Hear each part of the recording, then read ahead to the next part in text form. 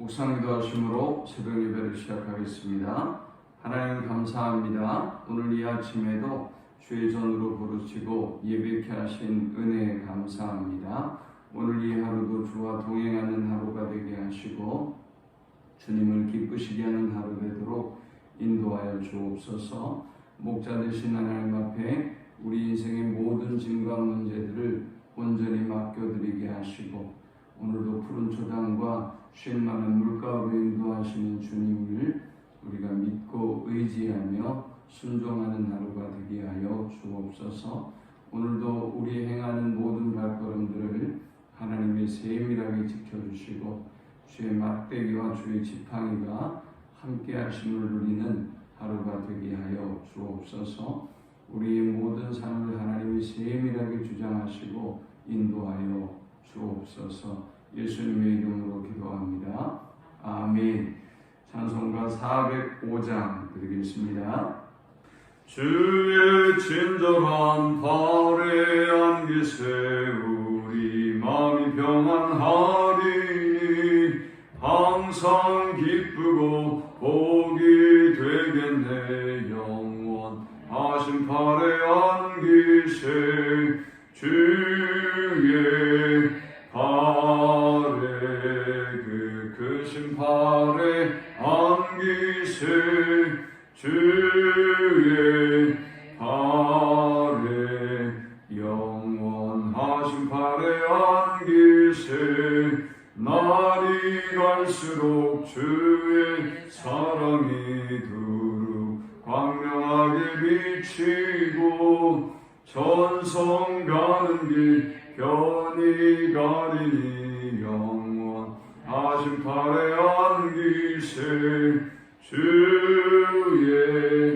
발에 그 크신 발에 안기세 주의 발에 영원하신 발에 안기세 주의 보좌로 나아갈 때에 기뻐 장미소리 외치고 겁과 두려움 없어지니 영원하신 발에 안기세 주의 발에 그 크신 발에 안기세 주의 발에 영원하신 발에 안기세.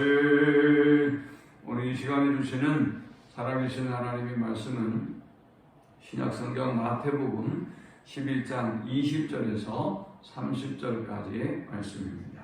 예수께서 권능을 가장 많이 행하신 고울들이 회개하지 아니하므로 그때 책망하시되 화 있을진저 고라시나 화 있을진저 벳세다야 너에게 행한 모든 권능을 두로와 시돈에서 행하였더라면 그들이 벌써 배옷을 입고 제에 앉아 회개하였으리라.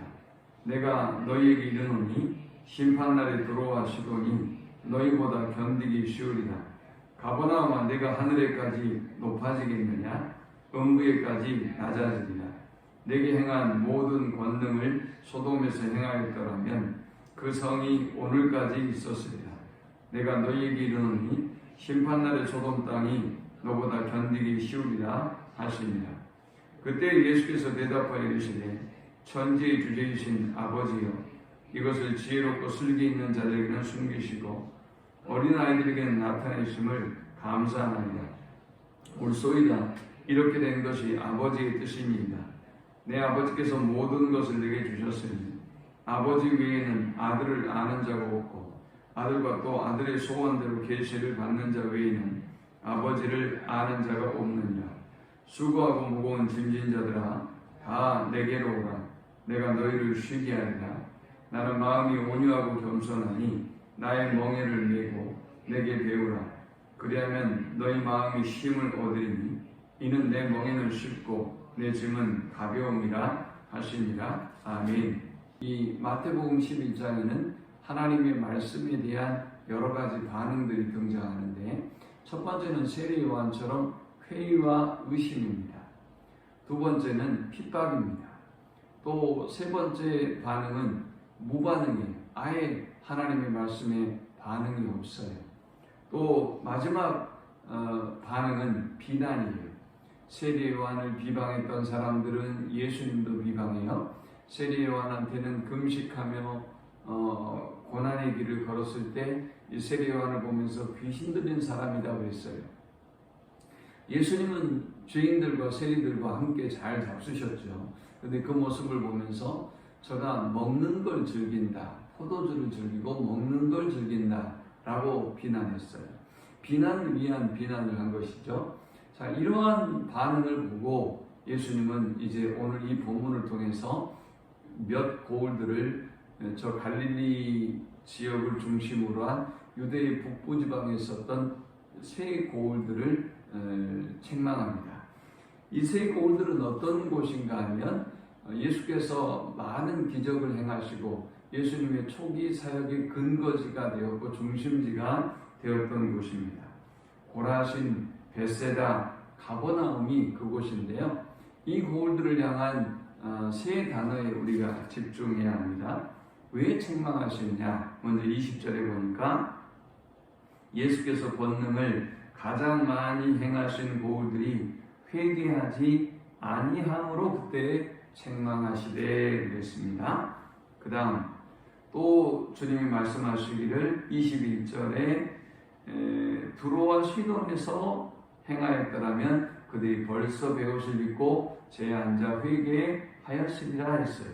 이 두로와 시돈은 이방 유대 중동 지방에 굉장히 교만한 그런 도시들이에요. 이 도시들에 비교하면서 그들의 교만을 꾸짖으셨어요. 자, 그러면서 23절에는 가버나움아 네가 하늘에까지 높아지겠느냐 음부에까지 낮아지리라 라고 했어요. 그들의 교만함을 회개치 아니함을 책망하셨습니다. 자, 오늘 이 본문을 통해서 우리는 세 가지 영적 교훈 묵상하고 함께 은혜를 나누고자 합니다. 이 본문이 주는 첫 번째 영적 교훈은 예수님께 나오는 자들은 진정으로 회개하는 자들이다 라는 것입니다. 이 고라신, 벳세다, 가버나움이라고 하는 지역은 어떤 특징을 가지고 있는가 하면 이들은 우상 숭배가 관영한 곳이었고요. 또 죄악이 가득한 곳이기도 했지만 그들은 자의적 숭배 사상에 빠져서 극히 교만한 이런 특징을 가지고 있었습니다. 그러다 보니까 주님이 아무리 많은 기적을 보여주시고 아무리 많은 능력을 행해도 이들이 깨닫지도 못하고 회개하고 돌아오지도 못하는 어리석음을 범했습니다. 참 안타까운 일이죠. 오늘날 하나님을 만나지 못하는 그냥 교회 근처에 있고 교회에 드나들어도 하나님을 만나지 못하는 이 은혜를 입지 못하는 사람들의 특징이 있어요. 교만하다는 것이죠. 자의적 숭배를 해요. 자기를 숭배하고 자기 교만에 빠져서 저 고라신, 벳세다, 가버나움처럼 하나님께서 많은 은혜를 베풀어 주시고 많은 사랑을 베풀어 주셔도 반응하지 못하는 어리석음을 범합니다. 오늘 예수님 앞에 진정으로 우리 자신의 모습을 돌아보고 회개하고 나아가는 우리 모두가 되시기를 축원합니다. 두 번째 우리가 이 본문을 통해서 얻을 수 있는 영적 교훈은 하나님은 스스로 지혜 있다고 하는 자들에게는 숨기시고 어린 아이와 같은 심령에는 하나님의 지혜를 가르쳐 주셨습니다. 25절에 보니까 그때 예수께서 대답하여 이르시되 천지주제이신 아버지여 이것을 지혜롭고 슬기 있는 자들에게는 숨기시고 어린 아이들에게는 나타내심을 감사하나이다 했습니다. 하나님은 스스로 지혜 있다고 여기는 자들에게는 숨기시고 어린아이 같은 자들에게는 천국의 진리를 나타내 보여주시는 것입니다. 그래서 우리가 하나님 앞에 매일매일 겸손한 심령으로 엎드리는 사람들은 늘 하나님이 은혜를 주시고 깨닫게 해주시고 또 축복해 주셨다고 말해요. 그러나 교만한 사람들은 어떻습니까? 의뢰 너무나 당연한 일이고 또 은혜를 은혜로 알지 못하고 감사를 감사하지 못하는 어리석음을 보내요. 제가 한 10여 년 전부터 이 성경을 해석하는 조금 방법을 달리해서 이전에 한국교회 성도들이 어떻게 했는가 하면, 특별히 우리가 하듯 이렇게 생명의 상과 같은 큐티의 본문을 가지고 하는 사람들은 이렇게 이파리를 관찰하고 이 이파리를 적용해요. 그러다 보니까 분해하고 마치 현미경으로 사물을 세밀히 관찰하듯 하나님의 말씀을 이렇게 분해하고 쪼개서 관찰하고 적용하는 일에 집중을 해요. 물론 굉장한 장점이 있고 좋죠. 근데 문제는 뭔가 하면 전체적인 맥락을 놓쳐요. 구조를 놓치는 거죠. 숲을 보지 못하는 오류를 보네요. 제가 어렸을 때부터 성장했던 한국교회 강단을 이렇게 가만히 보면 실천을 강조하다 보니까 이렇게 전체적인 맥락을 놓쳐버려요. 그러니까 진짜 중요한 하나님의 은혜와 사랑을 놓쳐버리는 오류를 보네요. 그래서 제가 전체적인 맥락 속에서 계속 이렇게 말씀을 보는 연습을 하는데 얼마나 큰 은혜가 되는지 몰라요.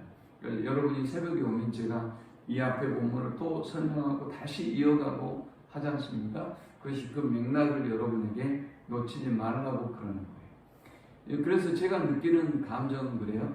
이렇게 하나님의 말씀이 어떻게 이렇게 새로울 수 있을까? 야, 정말 놀라운 은혜다. 마치 보화를 캐내듯, 금광에서 보화를 캐내듯 그렇게 말씀을 대할 때는 늘 감격이 있고 은혜가 있어요. 여러분, 어린아이와 같은 심령으로 하나님 앞에 나아갈 수 있기를 축원합니다. 감동이 없다는 것 슬픈 일이잖아요. 하나님의 말씀에 대한 감동이 없고 은혜에 대한 감동이 없고 이렇게 아름답고 예쁜 나무들과 자연을 보면서 감동이 없다는 거 하는 것은 똑똑하니까 좋은 게 아니라 슬픈 일이에요. 교만하니까 슬픈 일이에요. 이 고라신, 벳세다, 또 오늘 가버나움, 그리고 11장의 전반부에 등장하는 그 바리새인들, 서기관들, 이 많은 사람들이 얼마나 불쌍한 거죠. 어린아이 같은 심령으로 늘 천국의 비밀을 경험하고 살아가는, 깨닫고 살아가는 우리 모두가 될 수 있기를 축원합니다. 마지막 세 번째 본문이 주는 영적 교훈은 예수는 예수님께 나오는 자들에게 쉼을 주신다라는 것입니다. 자, 여기 수고하고 무거운 짐진 자들아 그랬는데, 이 수고하고 무거운 짐진 자라고 하는 것은 누구일까요? 저 세상에 자기의 야망과 욕망을 위해서 짐을 짊어지고 가는 자들을 의미할까요? 사실은 1차적인 의미는 그런 의미가 아니에요. 이것은 율법을 지키기 위해서 하나님 앞에 거룩하게 살기 위해서 몸부림치는 사람들을 위한 초대인 거예요.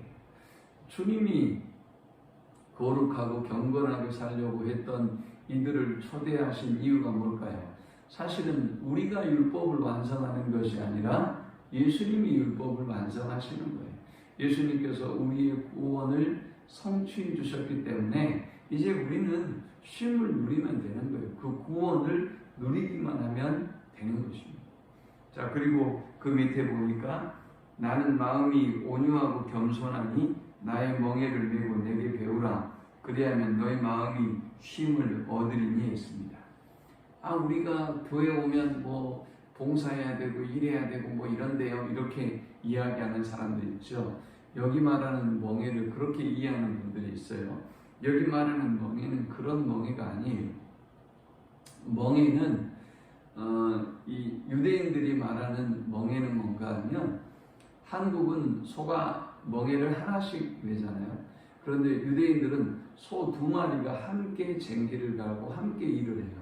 그래서 이 멍에라고 하는 것은 주인의 지도와 인도함 아래 그들 소 2마리가 일사불란하게 그 일을 이루어 가도록 하는 기능을 하는 것입니다. 그러니까 여기에서 주님은 구원을 완성해 주셨어요. 이제 우리는 그분의 멍에를 메고 그분이 인도하는 대로, 그분의 지도한 대로 따라가기만 하면 되는 것입니다. 그러면 쉼과 안식을 누리는 것이지요. 우리는 십자가를 통해서 구원을 얻은 사람이에요. 그럼 이제 우리는 어떻게 살아가야 되는 것입니까? 이제 율법을 지키기 위해서 몸부림치고 수고하고 또 지켰다고 해서 교만하고 지키지 못했다고 해서 낙심하고 이런 일들은 우리에게 어울리지 않아요. 이제 우리는 성령의 인도하심과 성령의 은혜로 그저 주님이 인도하시는 대로 순종하며 따라가면 되는 것입니다. 아니 그러니 얼마나 우리의 삶 속에 참된 안식이 있고 평강이 있는 것입니까? 그러나 잘못된 율법주의에 빠져있는 사람들은 어때요? 이 사람들은요, 자기가 율법을 조금 지켰다. 그 율법을 조금 지킨다는 것도 부분적이죠. 자기가 지킬 것만 지켜요. 안 지킬 건 아예 안 지켜요. 이런 사람들은 영적 교만함에 빠져요. 행복할까요? 그런 사람들이 전혀 쉼이 없고 행복하지 않아요. 혹시 내가 율법을 범하지 않을까 이런 두려움이 그들 안에 있는 거죠. 또 율법을 지키지 못한 사람들은 어때요?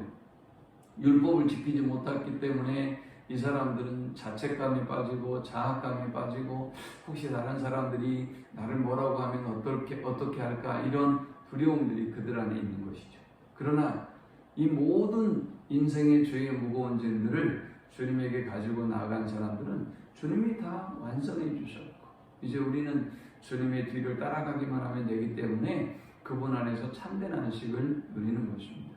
이 말씀을 기억하면서 주님의 초대에 부응해서 예수님께 나아가서 주님이 주시는 참된 쉼과 평강을 누리는 우리 모두가 되기를 축원합니다.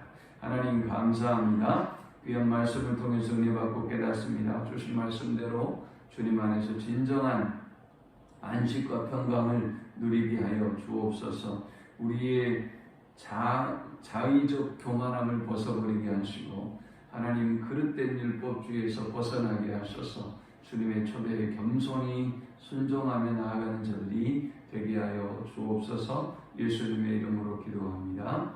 아멘. 지금은 우리 주 예수 그리스도의 크신 은혜와 성부 하나님의 극진한 사랑과 성령의 인도 교통 충만케 하시니 우리의 교만함을 벗어버리고 주님 앞에 겸손하게 나아가서 어린아이 같은 심령으로 천국의 지혜를 누리며 살기를 소망하는 모든 성도들의 머리 위에 이제부터 영원토록 함께 있을지어다. 아멘.